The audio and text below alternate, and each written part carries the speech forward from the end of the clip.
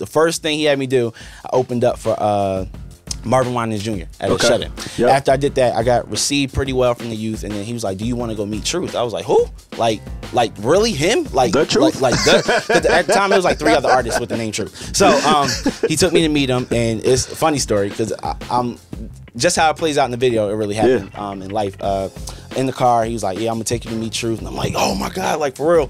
So we pull up to the Cheesecake Factory, and T.R.U.T.H is on the phone, and we walking up, and I remember this like it was nothing. I was like, "Yo, that is T.R.U.T," like right there, that's T.R.U.T. And so PD was like, "Manny, this is B," and he was like, "Hold on, I'm on the phone with Kurt." I was like, "Yo, he on the phone with Kurt Franklin?" Like, oh snap! Like, I can't believe it. I'm like, I'm about to talk to Kurt too. Like, I'm awesome. So they gonna pass you the phone. Yeah, I thought, but it didn't happen that way. But we sat down at a table, and I think the first thing that happened was they were talking. I was just like a fly on the wall. Yeah. And eventually the conversation turned towards me, and T.R.U.T.H was like, "Why do you rap? And please don't tell me it's for God." On the WadeO radio show. On the WadeO radio. On the WadeO radio show. Where it's much more than music. It's ministry. Let's go, man. DJ WadeO. The WadeO radio show, of course. B-Luv is in the building. Yep. Jersey. Of course. 908. I'm in there. I rep that 973 though. My family's out that way, so so we good. We good, man. We good. What's going on, brother? Not much. Just working. Working. Pushing this album and pushing the album. Getting it to different ears and a new environment. So that's what I'm up to right about now. Talk to me about the process of that you went through. Not just the creation process, but even the growth process. Got you. In that record, because I thought the whole concept was interesting, almost like chronicling, kind of what you've been dealing with the past couple years. Well, the songs really happen piece by piece. So like a lot of those songs are very momentum, like they haven't happened in the moment. So you didn't have like this master plan, like this is what the album was going to be called. It just kind of as it came and progressed, and then after a while we just had to say stop because I would just kept going. Yeah. So, but yeah, I highlighted a lot of things in life that happened. I graduated college, so I wrote a song called Graduation Day, which is features B. Reithless on that.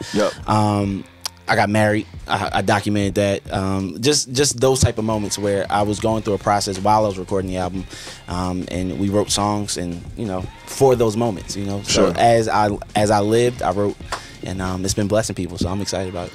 It's dope because to me, it's relatable stuff. Yeah, like this is practical stuff. Well, that's what I'm saying. It's practical stuff that people are going through these different stages in their life, man. Definitely. Like, are you getting feedback from people like, "Yeah, I'm going through the same thing. I'm about to go through this, and this is definitely." Example, Graduation Day is a great example. It helped me reach a target audience that I wanted to reach, but I didn't know how to. Okay, there's so many believers in college that don't have motivation sometimes to keep going. And, I was just like, I've been there. I'll write about what I went through to get to that point. So just talking about Sally Mae was enough to get somebody's attention. And then dealing with a lot of people hate Sally Mae right now. A lot of people hate Sally Mae. Even I say I owe Sally Mae a lot, but I owe God more. And I just talk about those moments of not knowing if I'm going to make tuition this month or dealing with those type of things. So the album's very relatable. I feel like as people we all can relate because we all grow. Sure. Eventually, hopefully, you grow from something. So, yeah, I got a lot of great feedback from it. A lot of songs that I didn't even think were going to be good for somebody else actually was something that got them through. So, it's a honor, a privilege, and I'm just amazed at what God can do when you just be honest with yourself and allow people to hear your heart. So, yeah, man, I can't even call it. It's been great. Talk about your growth as an artist because Jesus, I've seen you in different spaces over the last 2-3 years. Saw how you interact with people and everything, and just to see kind of where you are now and the maturity that you've shown, to be honest, is just amazing, dog. I think the greatest thing as an artist that any artist should take on is you aren't entitled to anything. Talented or non-talented, you still have a gift from God, and that's where it should stop. Like, God gave you that gift. You're only entitled to what God gave you. For me, I had to learn that, talent will never exceed God's gift. Like it will never, like I'll never be greater than that. I went through this process of learning who I am as a man first, learning who's Brandon. Before you put an artist name on, who are you as a person?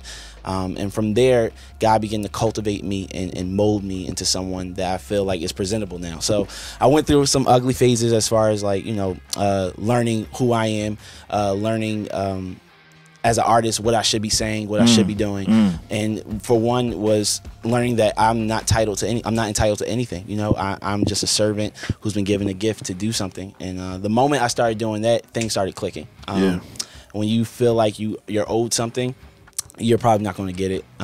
Even if you are owed something, you know, let somebody else give that to you. Don't walk around saying, you know, you did it. So that's one of the greatest developments that happened as an artist. I learned how to be humble, and you know, and luckily it happened before God humbled me. Somebody else did. That's good. So, that's good. It's always a good thing. Yeah, always a good thing. Yeah. Always a good thing. So for the people who are looking at this for the first time and they're saying, who is B-Luv? Who is B-Luv? B-Luv is an artist. B-Luv is a man, but for more importantly, I am just a servant. I'm a husband as well, but I'm a good guy who loves the Lord, and I've been given a gift to express my heart, express my talent, express my abilities, to not only encourage myself, but also to encourage you, that no matter how many times you listen to somebody say something, you're not the only one dealing with it. So I really, that's who I am. I'm just a young man trying to do something right for the Lord, and do something to encourage people, believers, and anyone everywhere. I just want to be that example for you guys. So that's pretty much it, man. Guidance. Woo! That song, man. That's your story though, right? Guidance is my story. PD took me when I was 18 years old. So for the people that don't know who PD is. PD is Pastor Dwayne Wright from, he was the youth pastor at Agape Family Worship Center in Rahway, but he recently just started his own church about 2 years ago, 2.5 years ago, Kingdom Living Ministries. It's out in Willingboro, New Jersey. And he was your youth pastor? He wasn't even my youth pastor. Okay. A friend of mine in high school gave PD my CD. PD put the CD under like the rack of demos that he was getting at the time from artists. He basically used your joint as a coaster. Yeah, that's what you're saying. Basically. Joint was a coaster. And then one day he said he happened to pop it in and listen, and from there he clicked. He was like, "Man, I need you to come down and do something." So the first thing he had me do, I opened up for Marvin Winans Jr. at a shut-in. Yep. After I did that, I got received pretty well from the youth, and then he was like, "Do you want to go meet T.R.U.T.H?" I was like, "Who?" Like really him? Like the T.R.U.T.H? Like at the time it was like 3 other artists with the name T.R.U.T.H. So he took me to meet him, and it's a funny story because I'm just how it plays out in the video. It really happened in life. In the car, he was like, "Yeah, I'm gonna take you to meet T.R.U.T.H," and I'm like, "Oh my God, like for real." So we pull up to the Cheesecake Factory, and T.R.U.T.H is on the phone, and we walking up, and I remember this like it was nothing. I was like, "Yo, that is T.R.U.T," like right there, that's T.R.U.T. And so PD was like, "Manny, this is B," and he was like, "Hold on, I'm on the phone with Kirk." I was like, "Yo, he on the phone with Kirk Franklin?" Like, oh snap! Like, I can't believe it. I'm like, I'm about to talk to Kirk too. Like, I'm awesome. So they gonna pass you the phone? Yeah, I thought, but it didn't happen that way. But we sat down at a table, and I think the first thing that happened was they were talking. I was just like a fly on the wall. Yeah. And eventually the conversation turned towards me, and T.R.U.T.H was like, "Why do you rap? And please don't tell me it's for God." And I was like, "You took my answer, dog. Like, I don't know what else to say from there." And he was like, "Okay, now we have something to talk about." And from there, me and him developed a great relationship. And I just wanted to tell my story in guidance. But that song it was crazy. We recorded T.R.U.T.H verse. Now, this was like a dream come true. I'm actually in the studio, and now we're meeting, but now we're in the studio. Like, I'm watching you record. So some months passed. What studio is this? This is we were in it was in Philly. It was a huge studio. It wasn't Larry Gold's studio. It was I forgot the name of the studio, but it was a cool little spot. Huge studio actually. So we're sitting there, and T.R.U.T.H does his part, and 3 weeks later we lose the whole verse. The hard drive crashed. Wow. So imagine me. I'm upset, and at this time he's working on the whole T.R.U.T.H record. So I had to wait a whole year, because he went on tour. It was a lot. Wow. And then last Christmas, this Christmas that just passed, actually I would say like a year ago today, probably around this time, I get this email like I did it, and he recorded the verse over, so I got the verse back. And yeah, so that song is very important to me, man. I think it speaks to all independent artists. We all need guidance, you know.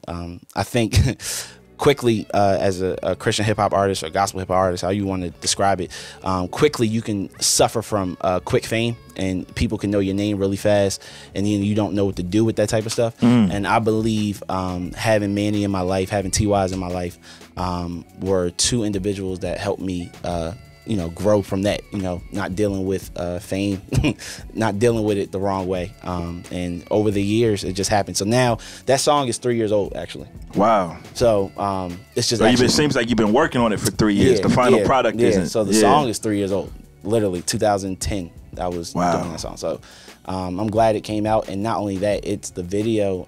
I was able to tell my story, and we shot it in a really good way, I think. Where'd y'all shoot it at? All over, man. We were in we shot T.R.U.T.H part in Philly. We shot my part in New York. We shot T's part in Jersey. Then there were some other shots like water and trees and stuff that was in Puerto Rico. We were all over. I was just trying to, you know, tell my story the best way I could. And the song, man, is just making an impact with people, not just artists, like just anybody. You know, if you have somebody in your life that's helping mold you and help cultivating you, this was the moment to say thank you. And even at the end of that video, I just said, this is dedicated to anyone who believes in someone. Thank you, PD. And because he got that whole thing started for me. So yeah, the song is doing really well. It's not a radio song, unfortunately. It's too long to be radio song. I think it will be. Yeah, I hope so. But I've been, you know, Tim Wolf, he called me. He was like, you know, the song is too long. It's way too long for radio. And I was like, all right. But I mean, you know, but for the most part, yeah, it's been received well. So I'm excited about that. That's good, man. That's good. So what role did T.Y.'s kind of play in this whole growth process for you? That's a great question. He played a role from this standpoint. His verse, I was on the set of recording Love My Life. We were shooting that video. Yep. T.R.U.T.H went and recorded half of his verse because he was writing it, and he got half of it done. So I get a text from T.R.U.T.H like, I got half of it done tonight. I'm going to go back in tomorrow. 30 minutes later, maybe 45, I get a text from T.Y. Yo, I just put a verse on the joint. And I was like, okay, send it. He was like, nah, I ain't going to send it. I was like, nah, send it. Let's go. So he sent it to me. I'm listening. Now I'm back. I'm like, yo, I got two of my favorite rappers on one song. Like, it just went from a dream to this is real. He played an important role because his lyrics actually became real life. Like, I was put here to pull your suspended straps. Like, this was, again, 2 years ago. A year and a half later, 2 years later, me and him worked side by side together. It just played out like that. So he's in my life every day. Like, we talk. So that was recorded even before that. Before we even knew. Like, I didn't know I was gonna have a position there. He didn't know that. We were just two. I met T.R.U.T.H when I was like, I mean T.Y. I met him like at 15, 16 years old. Yeah. And there's a funny story behind that, but I ain't gonna go into it. But I met him that long ago, and he's known me since then. So if you would have told me 10 years ago that, yo, you're gonna, you know, work side by side with somebody, I wouldn't have believed you. And it really happened. So like he plays it, man, every day. Like, you know, even some of the lyrics on the album is like just conversations that we've had. So yeah. Let me ask you this, bro. Yeah. Your three favorite rappers ever. Whoa. It's a lot. Oh man. So that's a tough question, right? Tough question. We're not gonna go to the next one yet until you answer this one. Wow. Three, like all time. Only three, all time. Okay. You know this is gonna be a headline too. Yeah, B-Luv's three favorite rappers are bam. Honestly, I never really listened to a lot of rap until like maybe like 16-ish. Okay. My favorite artist of all time, no lie. Like, I still get inspired by him. Okay. Fred Hammond. All time. Like, okay. I've listened to like Page of Life, all that stuff. So you was on that Bless. Yeah. Bless. Yeah, which is why a lot of my music is melodic. Gotcha. Because, you know, that's where I come from. Like that bass. Like that bass guitar. Yeah. So three favorite. So we got Fred Hammond. Fred well, I would love to get him. I would love to get him in the chair and freestyle though. That would be great. That'd be crazy. He probably would do it. I think he would. I don't. It's going to be very basic, but it's Fred, and it's going to be great at the same time. So I don't think it's going to be too complex. But favorite 3 rappers. Wow, is this gospel and secular? Hey man, you can name whoever it is, bro. Because if I this is going to go You're wrong. not going to lose your salvation. Okay. All right. I would definitely say I wasn't old enough for like the Big and Pac era. Okay. I've heard stories of them. So you came after that. I was so we know you're going Jay-Z. That's what it sounds like. Okay, Jay-Z. Jay is definitely one of my favorite rappers. Man, I'll say T.R.U.T.H is one of my favorite rappers. T.R.U.T.H, okay. All time. That's good. You got to go to work with him tomorrow, so he'll see this video. He'll love that. I just love. He's artistically, he's just dope. And 3. Man, that's a heavy question. I'm not sure. I feel like I should throw on the Jeopardy theme music right here. I'm not sure. Let me think. Kanye. Kanye. Okay. Definitely one of my late registration Kanye. Not this. You're not fooling with Yeezus. Nah, I ain't messing with that. Nah, I just don't like the direction. But late registration, yay, and college dropout, yay, definitely. Okay, those would be like my favorite 3 artistically. Okay, now this is a serious question right here. Yeah. So, you are on a lifeboat. Here we go. In the middle of the ocean. Okay. You rolling by, and you see T.Y.'s and you see Truth in the water. You're 2 guys from Guidance, but you only got room on a raft for 1 person. Okay. Who you grabbing? Only got room for 1. And there's no extra props in this. I can't make up my own story to add to this. Okay. I would probably, if I had to choose one, like if God said choose one, I would trust God that He had another boat coming from the other person. But I'll probably snatch T.R.U.T.H. We leaving Truth in the water because I know there's another boat coming. I'm coming in the second boat for Truth. I'll get Truth. Somebody else gonna come get him. Okay. If I only had room for 1, I would probably grab T, only because I know there's another boat coming. If not, then we would You jumping in the water too? Yeah, we all just gonna die. We just die. Figure it out. Everybody's gonna die. That'd be perfect. But yeah, I'll pick up T, definitely. Funny, man. Yeah. So you are an assistant youth pastor. That's like your... Yeah, that's like my job. What are some of the challenges as a youth pastor that you're facing now? Because one of the things we were talking about before we start this interview was just how different even the kids are from when you were in the youth ministry, man.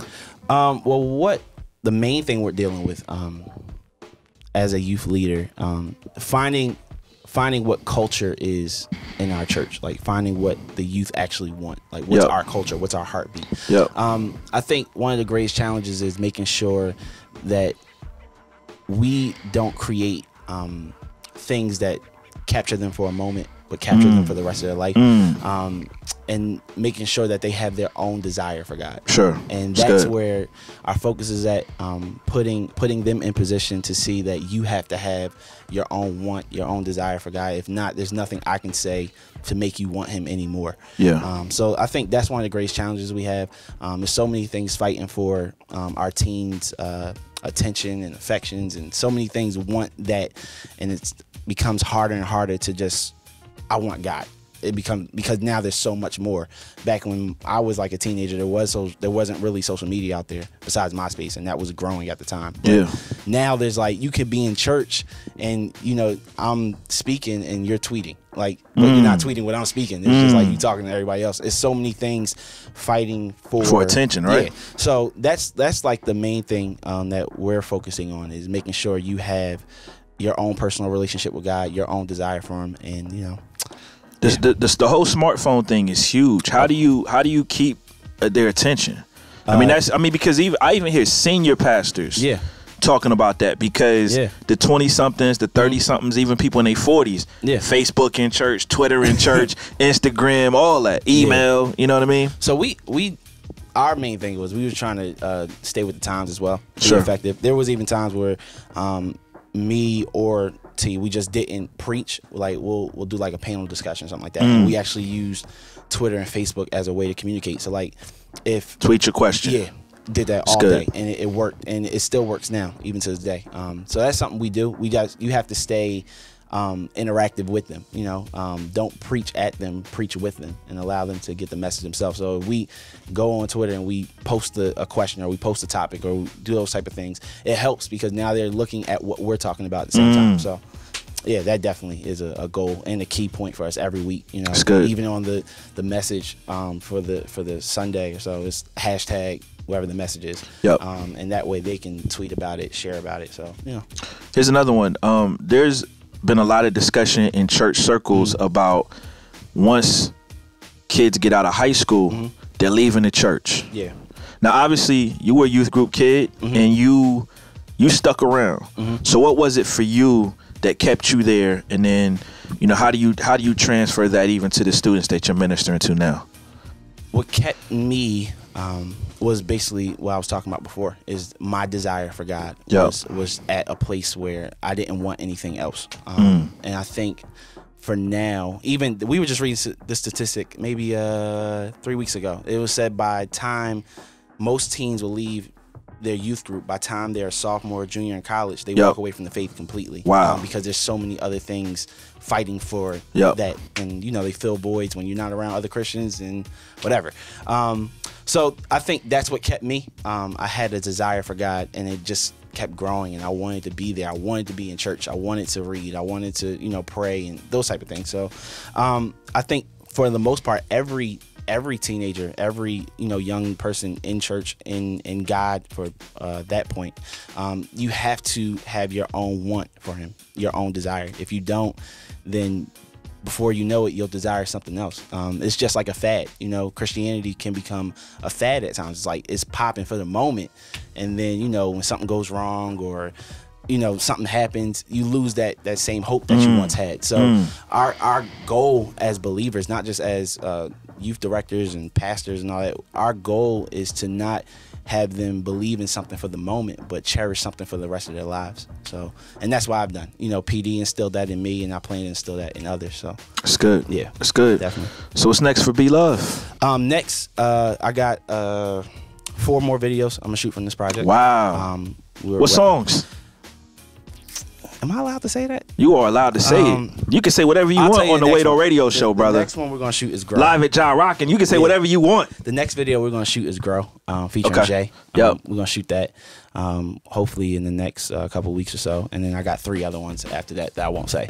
And then after that, you know, just planning on getting out of Jersey.